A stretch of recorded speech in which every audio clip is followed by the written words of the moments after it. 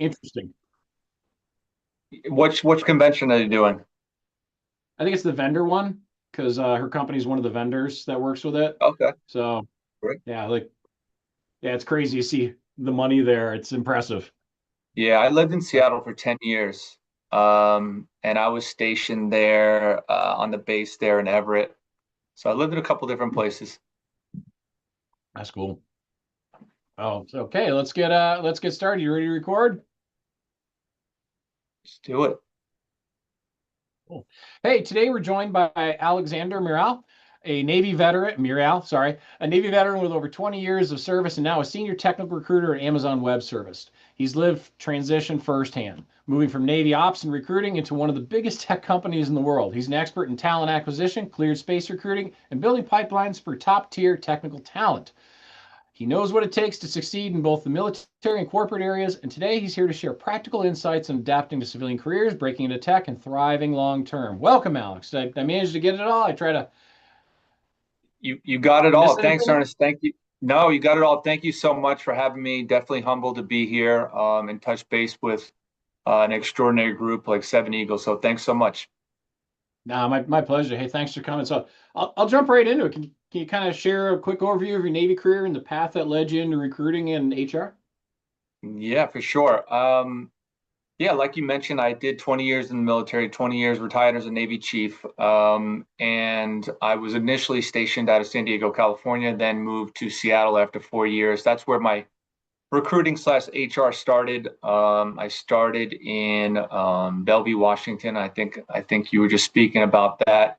Did a 3 year tour there. I was advanced to the rank of E6 there. Um, very different from what I was used to.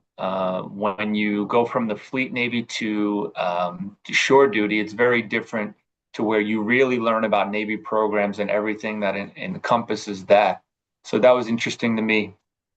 After that tour, I went back to a ship in Everett as a first class petty officer and did 4 years there. Almost did get out, just a lot of deployments. But kind of refocused, had some good mentorship, and went back to recruiting at that point. Started in Woodinville, went out to Kent, was promoted to chief during that time, and that was my time in HR. Then I moved, and then I went out to Diego Garcia for a year, and evidently, and then I retired out of Mayport, Florida, where I'm here now, working with LCS ships. But that was my HR process there. So 6 years of recruiting. That's what led me to kind of into this role. Man, you want to talk about remote role, Diego Garcia. It does not get much more remote than that. That had No, to it be. is. Yeah, it's definitely like McHale's Navy there. I was assistant operations for 12 USNS ships.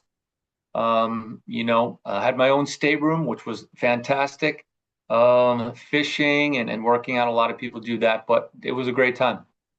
Oh, That's I pretty see it. cool. That is a man, that is a long ride. So I mean, what was the toughest part for you from leaving like the Navy structure and going into the civilian corporate life?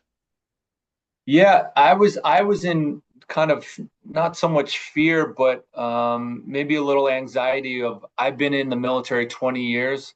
To me, I was consider myself, well, I'm a dinosaur with dinosaur skills trying to come out into a world that's already established, right? So that was a little scary for me, like because people have their specifics and they've been in their roles. So it's not like when you're applying for a role within the Navy where you talk to a detailer and say, okay, yeah, that's a good role for me. Now you're competing with everyone else in the market that have already been doing it. So how do those skills transfer over? So that was tough for me. Yeah, what did you use to show how those skills transferred over? Because obviously it worked. Yeah, I mean, the first thing I did was, and I don't know if anybody on this call had felt that, was I had to get out and network. And I can speak to people. I love doing it, but doing it by yourself and going out to a crowd you don't know and shaking hands and introducing yourself, it's tough. It's tough. Hey, give me your 30-second pitch and things like that. So it is tough. So how did I distinguish myself? I made myself uncomfortable. I went to those networking events and things like that. And evidently, um, I was speaking. I was somewhere. I was at. It was like a construction kind of builder seminar that they were doing. We're at a school here in Jacksonville, and someone saw me speaking, and because I was representing Team Red, White, and Blue, I was a community ambassador. So I got into a nonprofit volunteering myself during my terminal leave to kind of get myself out there. And I loved what they were doing. So I was speaking as part of Team Red, White, and Blue. Someone from another business saw me and said, "You might be a good fit." And that's kind of how it went. So to answer your question, really getting uncomfortable in and to make yourself comfortable and get yourself out there because it is tough. I know it's just really tough as a veteran to get out, hey, shaking your hands and getting yourself out there. That's what I felt. Yeah, that was one thing I definitely appreciated about doing recruiting duty was if you were going to make it, you had to do that stuff. Did you find that kind of helped you push past that barrier? Was that recruiting experience? Yeah, it did. It did. And, being around the team red, white, and blue, the like-minded people, and the experience, the confidence I got as a chief helped me a lot as well. But speaking and getting accustomed to that and just meeting new people and hey, what do you do? And that's a lot of team red, white, and blue. And then we joined forces with, Go Rock here in Jacksonville and we would do things, what do you do? And we just really network and talk to people and just to get more comfortable because I needed it coming out. That's good stuff, man. You recognized the hole and you filled it. Good on you. Yeah. Talking about culture shock and imposter syndrome heading into the corporate world, because I know I had the imposter syndrome pretty bad. Yeah, I mean, I when I got into my first role, it was kind of like a cybersecurity IT consultant train for a training school here in Jacksonville. Really talking about to the military, bringing them in if they want to add on to their certifications, if they want to start their new careers. I was sitting at a desk. It probably wasn't right for me right off the bat. A lot of cold calling and things like that. So I don't think it was for me right off the bat. So after about 4 months, my buddy just got hired in Amazon in the operations space. He put in a referral, did interviews there, and I made it there. And that's what led me into working the fulfillment centers as a manager here in Jacksonville. Yeah, it's not what It's you know sometimes. yeah, it's who you know, and just leading into that, you know, I knew who I was, but if anyone's ever worked in the fulfillment center or in a big warehouse kind of space, it's very fast moving. Um, Amazon in particular is an organization where you have to learn and be curious. You have to ask a lot of questions. I don't think I did that well enough my first year there. Um, it was a tough time with people that worked for me. They were there a long time and things like that. So if I had to go back and do it again, learning and being curious, asking questions to really understand it, I would have done that a little different. Do you think that was kind of a remnant of the military experience of, shut up, color, and figure it out, or was that just personal thing for you? I think it was just personal. Yeah. Trying to figure things out on your own when you can't keep it to yourself, right? You have to ask for help. Don't be too proud to ask for help. Don't be too proud to get on a call with someone and, hey, this is what I'm doing. What do you recommend? I'm not looking for a job, but I just want some recommendations. And I get those all the time. I love helping veterans get on calls. I might not be able to help them in that moment or with a job, but here's the direction I would go in. Yeah. Yeah, it's great. I mean, that's something I talk about pretty frequently when I speak with people is like, hey, if somebody asked you for help, you wouldn't think twice. You'd say, yeah, absolutely. But the tough part is when you've got to ask for help. I can't Correct. stress enough. Don't be afraid to ask. There's lots of people who are dying to help you. Um, Correct. Going from military recruiting to managing ops at, obviously high level corporate recruiting with a lot of turnover. How do those skills build on for one another with you? From doing it from the Navy to doing the work for Amazon. Yeah, we have our core values in the Navy, to where Amazon has 16 leadership principles. So it transferred over well. I mean, as we get out of the military, we have discipline, we can lead. That's what Amazon values a lot.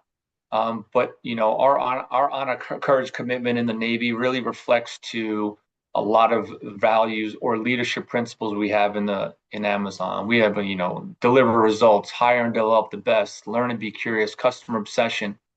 With our number one being customer obsession.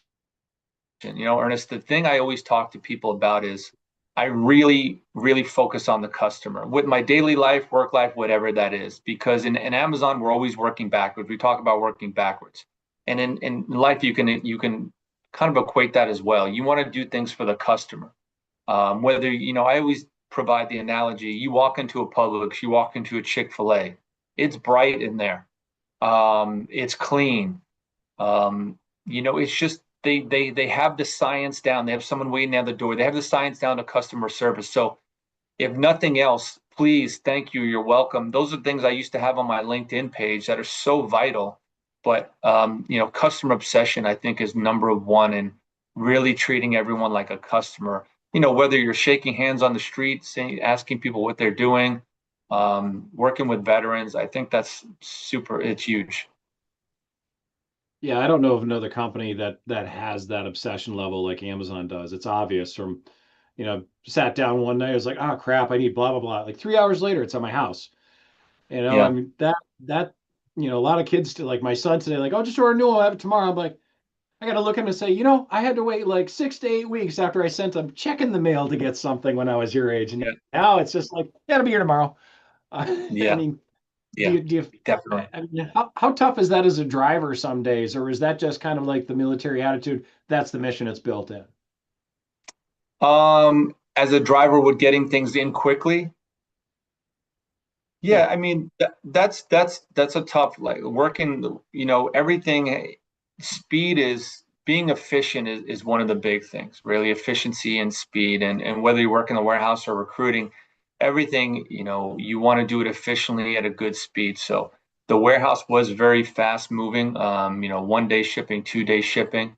But still in recruiting as well, we're looking for top level candidates. We're looking to really shorten up the process between an assessment to a phone screen to an on-site. So how do we shorten the process, but still give the quality to the candidate so they do well in the prep material and everything that goes along the lines with that?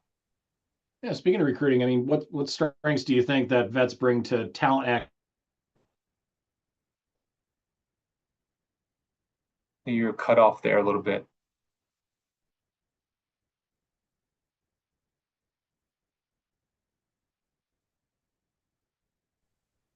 Did we lose them?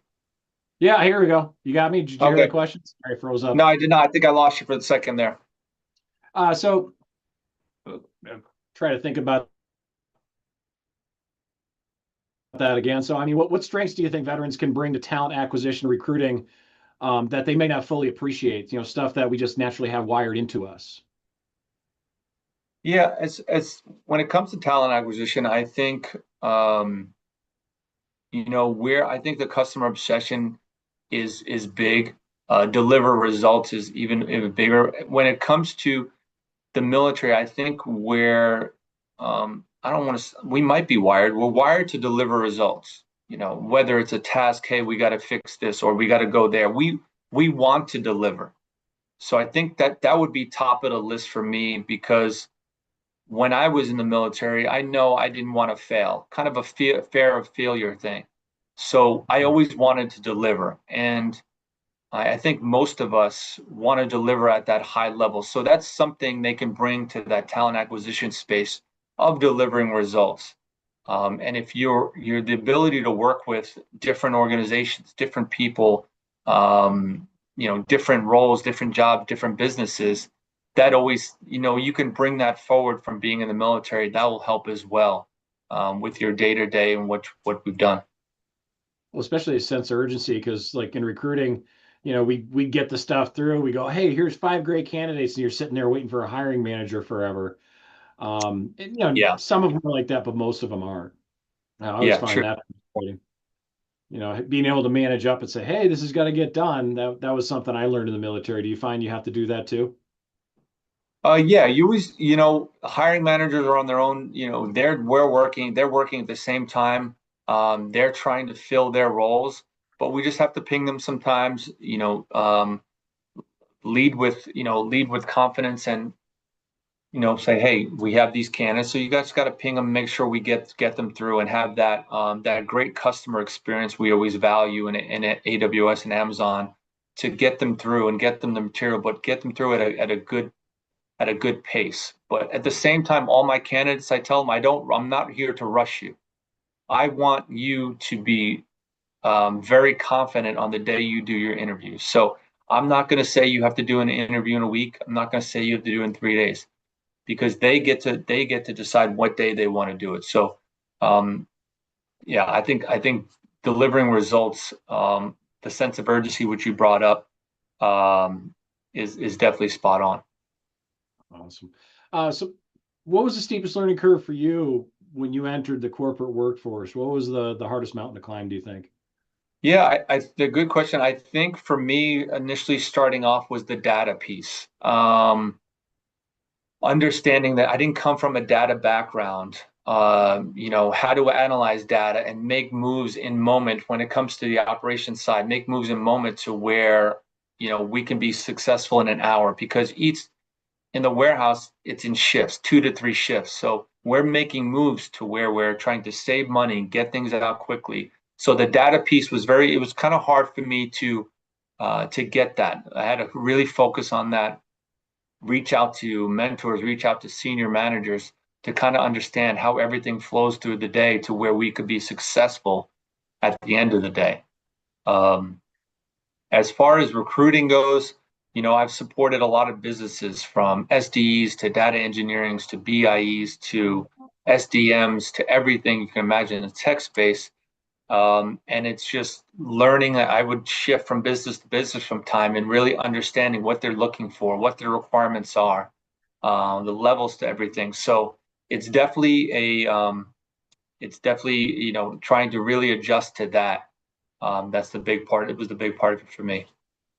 Now, I'll flip that coin. What was the easiest thing you walked right in and like, oh, I got this because of your background?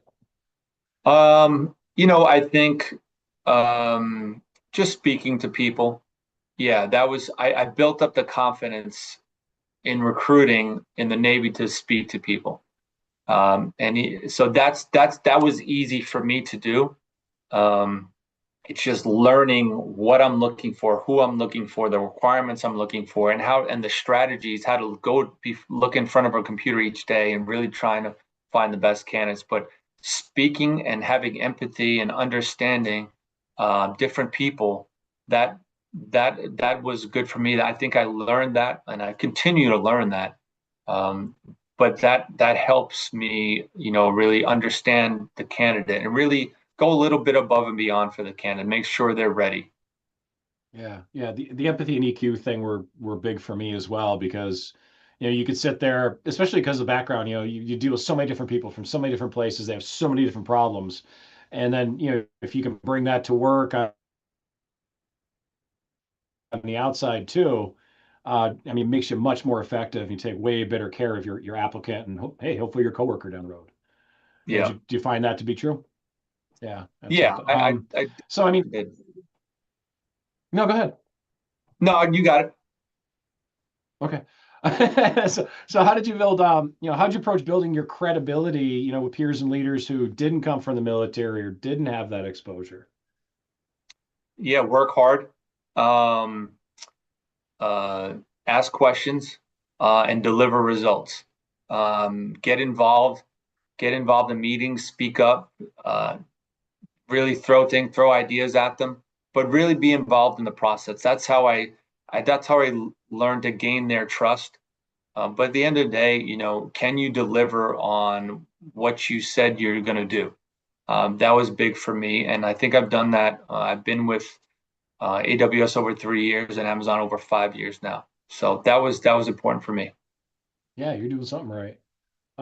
So for people who like little, no IT background, what pathways do you see as most accessible in the tech sector if they're because we have a lot of people pivoting from like, hey, I was a crew chief, I'm going to be an IT person. I mean, what do you think the best start for them in a place like where you're at is?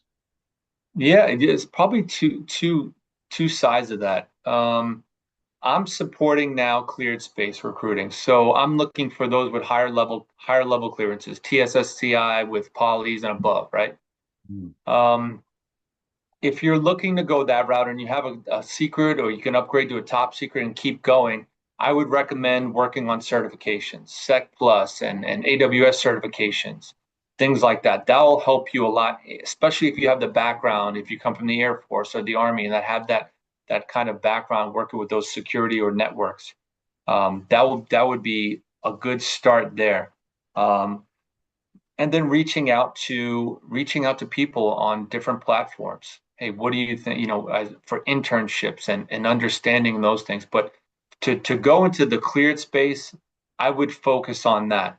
The certifications are big, experience is big. That's what I would focus there. Now, if you want to do it kind of the conventional route, a computer science degree is always going to be the foundation, the basis for getting into really, I think, a lot of tech companies, right? So going through that, getting that computer science degree and gaining that experience doing internship after that, or different companies where you're really focusing on your coding, your system design, and also, those leadership principles as well, learning how to work with others. But initially coming out, I say computer science degree if you want to go the conventional route. And if you want the cleared space, definitely certifications will help a lot. Talk to me about those clear space roles. I mean, I hadn't really thought too much about Amazon and the words top secret put together. I mean, where does that flow? Yeah, I can't give too much away Sure. based on who I support, but you can figure it out that we support those three-letter agencies, right? At the highest level. So looking for candidates with that. What my roles are, what I've been given are called delivery consultant roles. And there's also engagement manager roles, but delivery consultant roles, they really focus on working with the customer, government entities, government contracting, as well as hands-on builders, hands-on coders, those with experience with Python or Linux, things like that, but also working with that customer. So those are kind of what my roles, and I'm still learning. I'm 4.5 weeks into this cleared space, so I'm Yeah, continually learning as well what we're looking for. But that's what that looks like. got it. Yimnai, go ahead. Hi, Alex. Thank you so much for coming on here and being a guest speaker for us. It's so great to have you here also because I'm so excited. We have so much in common. I'm also in Jacksonville. I'm a fellow chief as well. I'm in IT. I have background in cybersecurity as well, top secret SCI clearance. All right. So I think it's amazing that, I'm able to connect with somebody on here that's in my area because, normally I feel like a lot of people are in the DMV area, so to speak, Virginia, Maryland, DC area. But before I ramble on too much further, I was wondering, would you be open to grabbing coffee, in the next couple of weeks or whenever your schedule permits? So, I can hear more about your experience at Amazon and your perspective on any career paths that are there and, any advice you might have for somebody with my background. Yeah, 100%. Of course, I would love to do that. That would be great. And yeah, thanks for saying all that. And awesome that you're a chief in the Jacksonville area as well. But yeah, I'm definitely down for that. I don't know if Ernest can how I get my I already information to shared it. everybody. Oh, I like that. Just Yeah, shared it. there it is. Yeah, so that's just reach out. That I'd be more than happy. I don't drink coffee, unheard of for a Navy man sometimes, but I'm definitely willing to grab with something to eat and just chat and definitely see how I can help. That's even better because truth to be told, I don't really drink coffee either. I Yeah, just feel like everyone drinks coffee and I was gonna go to a coffee shop and I'm that weirdo that orders something else besides coffee. So we can definitely talk more. I already sent you a LinkedIn request perfect. minutes Sounds ago. good. So Thank you so much. Yeah, thanks so much. Thank you so much. Good stuff. Kyle, go ahead, man. Hey, good morning. Yeah, thank you so much for being here. Really interesting story. I'm also in the Jacksonville area. I have my TS SCI, but I don't have a poly. How does that process work for someone that's trying to get into work with what you do? Yeah, that's good question, Kyle, and thanks. When you just have the TSSCI, different companies might be able to kind of sponsor you into getting that higher level clearance. So like for example, if you were to apply to one of my roles, I would send you a survey or assessment where someone looks at your background, say you might be eligible to go to the higher level, right? And so just to backtrack as well, so when someone applies to my delivery consultant roles, I send them a survey and they're a kind of a link to put in their information. That gets sent to our security team, and then they in a day or two they send me back what you're eligible for, what level, and everything like that. So some of my roles, from what I've understood, we can take a TSSCI, but you're going to need that poly, that CIP. And we only take a couple candidates, maybe a year, to go to that route because it takes a couple months. I think it takes 2 to 3 months. So that's kind of the process there. But being that you have that TSSCI, I think you'd be eligible to keep going higher. As you go to the next levels, though, especially the level 1, level 2, it's really, from what I've been told, do you want to go to that level, right? Because then your ability to do things normal people do kind of don't, they just kind of go away slowly, if that makes sense. And you know what I'm talking about. Yeah. Okay. Awesome. Thank you. Where do I go to find those things to apply for through your path? Yeah, shoot me a message on LinkedIn, and I'll send you some information. And just to the point too, a lot of the roles are going to be in Maryland and Virginia and Colorado and St. Louis. Those are the roles, right? Those are where those 3-letter agencies hang out a lot. For my higher level, I'm still supporting higher level teams. Maryland's really going to be the focus, but for my roles, it's going to be Virginia, St. Louis, Colorado. Awesome. Thank you. Yeah, you're welcome. It's funny how those security clearances all end up in the same areas. Nicholas, go ahead. Hi, Alex. Can you hear me? Yeah, I can hear you. How you doing, Nicholas? Good. So I have kind of similar background as you, as far as recruiting goes, but the Air Force side of things. What kind of jobs do y'all have for recruiting, I guess, as far as like, do you have remote or is it all on site or how's that work? Yeah, they really went to, starting January 2nd, they really went to an on-site everybody. I'm kind of, I don't want to say grandfathered in, but I have a remote exception to be a recruiter here in Jacksonville, where they really want a lot of people to be near their managers. And still, my team's still spread out a little bit, but they're trying to get everybody on site.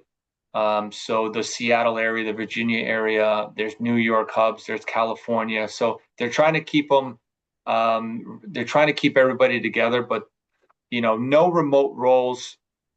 You can't be hired right now for remote recruiting roles with AWS or Amazon. Thank you. Yeah, you're welcome. So back on the tech stuff. So how, if vets don't have a degree, how can they best position themselves for a position with Amazon Web Services? Mostly like certifications or? Yeah, if you want to be like a support, like an IT support, we have a lot of IT support in the fulfillment centers. The certifications would be great as well. Really looking at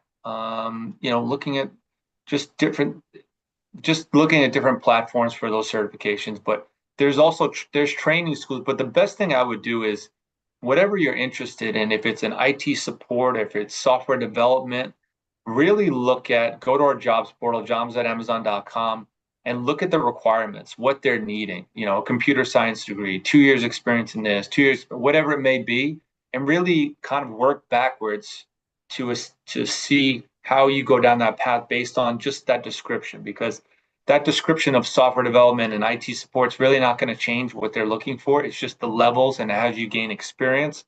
So I would say look at that profile, that role, and kind of work backwards from there to see, okay, this is what I need. And then continue to reach out to different recruiters that are in that area from AWS, maybe IT support, or software development. Look at, say, hey, this is what I'm doing. What do you recommend? But that's what I would do. So from your perspective as a recruiter, you see these things come in. What's the most common mistakes you see us making when we're applying for work with you? Not reading the requirements. And that's not just, I don't say that about military because I don't see a lot of military candidates.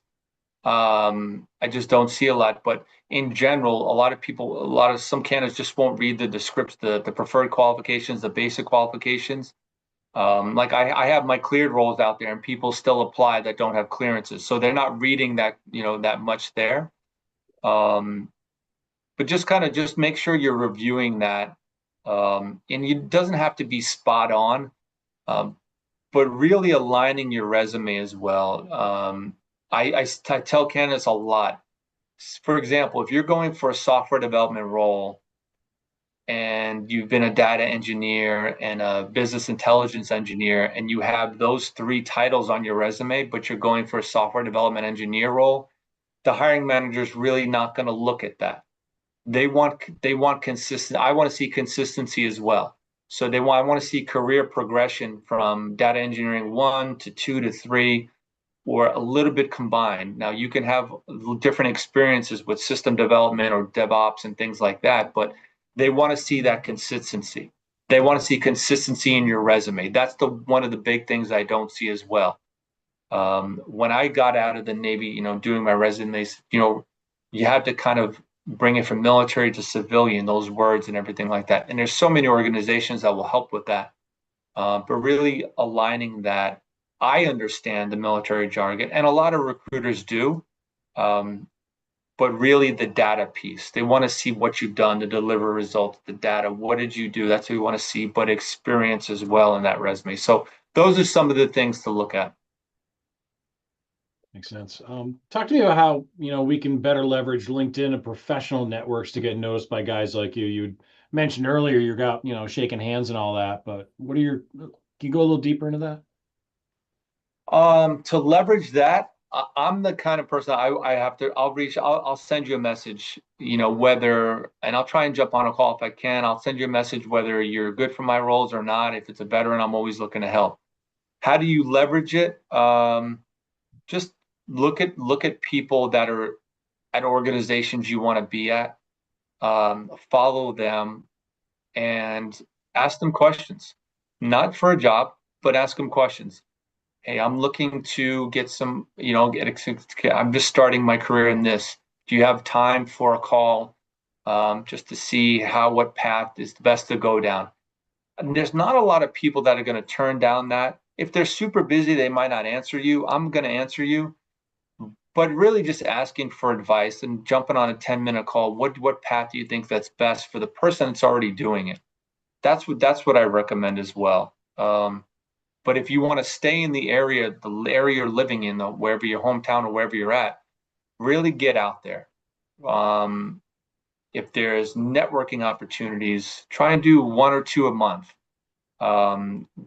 Volunteer. That's super big. Volunteer for things that make you proud, that make you want to get up in the morning. That's where Team Red, White, and Blue came in, because we helped mental, we helped physical, things like that. So those are a couple ideas that I would definitely do. So on the clearance side, how much does having a prior military clearance, like maybe you lost it a year ago or something, it aged out, how much does that give a veteran an edge while they're competing if it's not current, but you've had one recently? Yeah, I'm still diving into that, Ernest. Yeah.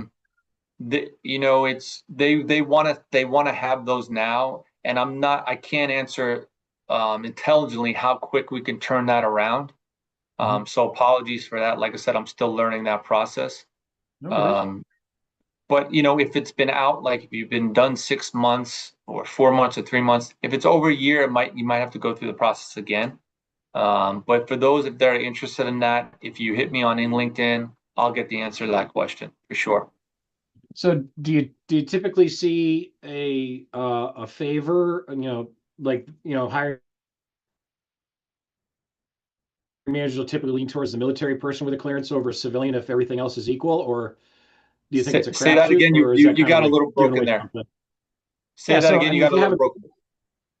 if you have a military person with a clearance and a civilian person with a clearance, but you have like the military guy who doesn't have like the civilian side of experience, do you think that's an advantage for the civilian or the military because of the background? I don't. That's a really good question. I think they don't discriminate in that aspect. Mhm. They they value that military, but they want the experience level. Um, Whether it's 3 4 years or 2 years, they try and have that experience level to meet what they're looking for. So I don't see it really being discriminatory in that way. They just it we look if you're qualified. It really doesn't matter in that aspect. We want that experience level. So whether you're military or civilian, does it help that you're in the military and you have that maybe working with those contractors before? Yes, but it really just comes down to experience. But they don't really sway one or the other. Yeah, so if somebody did, work for one of those three-letter agencies that you definitely did not mention, they've probably got a better chance at it than others because of that experience. Maybe they know some folks. Correct. Yeah. If you're coming from one of those or you've been a contractor with those, you really already have that clearance. So it's an easier process. But there's still people breaking into it each day and trying to get into this space as well. So don't give up if that's the space. Keep working on that. Keep trying to get your clearance up there. Hey, do you see any misconceptions that we have about, cleared versus non-cleared jobs and the differences, the pay, the responsibilities? Do you ever see something like that? No real misconceptions. There are some bonuses. There's bonuses for both cleared and non-cleared, just depending. So no real, it, you're doing a lot of the same work, um, but now you're doing at a cleared level where you really can't talk about a lot of what you do. Yeah. Oh, yeah. Yeah, it's part of the clearances. Yeah. So we're used to, mission first thinking, but how do you think we should reframe that to fit civilian teamwork and corporate goals? Um, Let me see. Yeah, it's kind of a tough one. For corporate goals, you want to think about the team. I think it's not that far off. Um, when you want to achieve a mission, you're always going to be team aligned. Um, so the corporate goals, we are team aligned as well with everything we do, and it always goes back to customer obsession and working for that customer. We're aligned in that way to really give them the highest quality outcome we can by working with that team. That's why they brought everybody, a lot of people back on site. They want the teams to be back in offices. They see more cohesion, more teamwork there, more ideas, thinking big. So that's how I'd say mission aligned with bringing with the corporate goals. Now we're back with a lot of people being on site together each day, 5 days a week, and continuing to really produce. Yeah, I mean, it makes sense because I can't think of how many times, like, if I was training a recruiter, if one of my recruiters was off a long ways, it took a lot longer to get them up to speed because you couldn't just pop your head out of the office, ask a quick question, or overhear a conversation and say, "Oh, I know the answer to that." Yeah, So that's true. I definitely understand why they're bringing people back. Um, I- on the military style, what soft skills do you see that maybe we don't really think about too much? Where you go, dude, you need to mention those things because those are valuable. Yeah, that's a good question. I think we're doing a good job at putting them on there. Um, as far as soft skills, and yeah, I mean, I see it. I don't see it that much. Mm, Give me an example of a soft skill. Like One communication, or two. What's that? Like the communication, the teamwork, the mission first mentality, that kind of stuff. Yeah, and that's good. It's really the approach. We have a different approach how we do it in the military. And those on this call know that, it's a different approach. So how you approach someone or communicate to someone in the military ranks is very different in the corporate world. Um, you got to think a little bit more of what you're doing, what you're saying. And it's not always just, hey, do this, do that. We got to get this done. Think a little bit more of how it's going to affect everybody, what we're doing to achieve results, things like that. So it's different approach. Everything I thought in the military was, we got to hurry up, get it done, and we're always thinking that way. Well, on the corporate side, what I learned is everything doesn't have to be done like that hour. So we want to build on results, build on successes, but at the same time, still deliver with efficiency. It's funny you just mentioned that doesn't have to be done that hour. So I mean, how do we handle like some of the slower decision making processes that we're going to face in big corporations compared to the military? Because we're used to, hey boss, this is broken. The boss comes back, fix it. And the corporate side's a little bit different than that. I mean, how do you cope with that? How do you adjust? Yeah, that we write papers on it. We get together, we discuss it. There's a lot of videos with Jeff Bezos just talking about what how the culture is here, but it's not a decision that's made quickly. We'll write papers, we'll examine, we'll have sessions to break down what the objective is. We'll refine the paper and get the paper to where everybody understands it. And then we'll put into action. There's a lot of things that we do at Amazon that might not work the first time. It's called one of our leadership principles is disagree and commit. Someone might come to you with an idea and you might not be really on board with it, but you're going to try it out. And if it works, perfect. If it doesn't, okay, we move on to another idea. So that's kind of how we align there. I like that. Disagree and commit. Because God knows how many times we did that in the military. Yeah, a lot of times we just disagree in the military. Like, oh, I don't agree with this, and then we ask why 100 times. So it's a disagree and commit here at Amazon to where, okay, we'll try it with every like 100% of energy, and if it doesn't work, it doesn't. If it does, it does, and we're constantly doing that to kind of refine the process and find what we're working on. I'd like that. I'd never heard it put that way, but I do like that because I've been wrong before and it worked. And it's like, okay, I'll cook and eat my humble pie.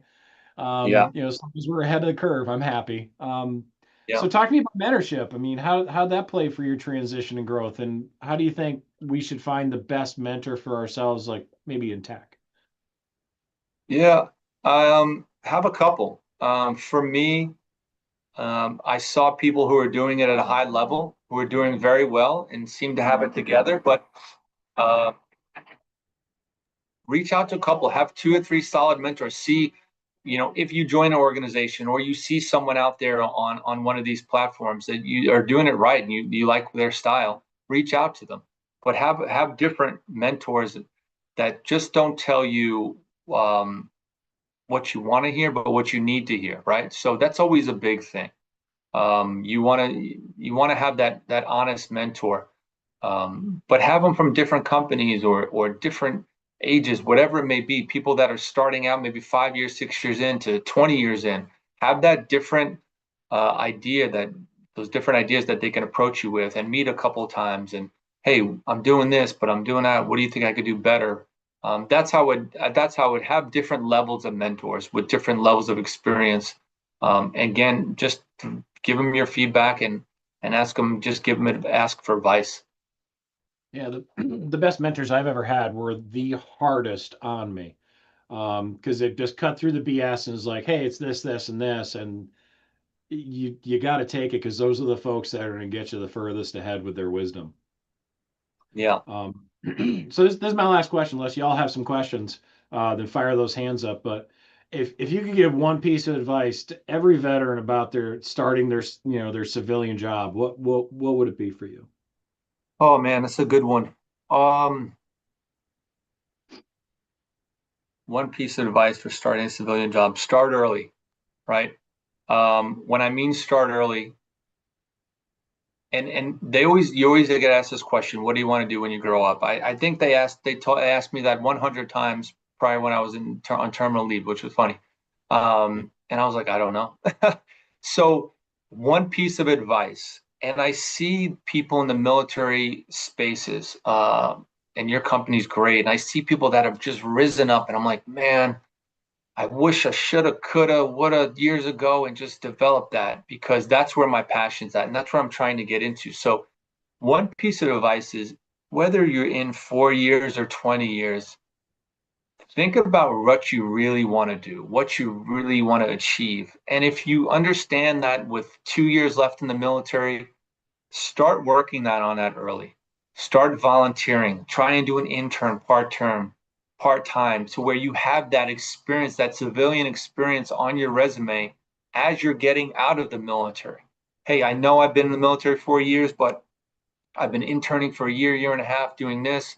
That allows you to break into the opportunity. Now you're showing them you have military experience, you have civilian experience, and you're not even out yet, right? That's the one piece of advice. Start early.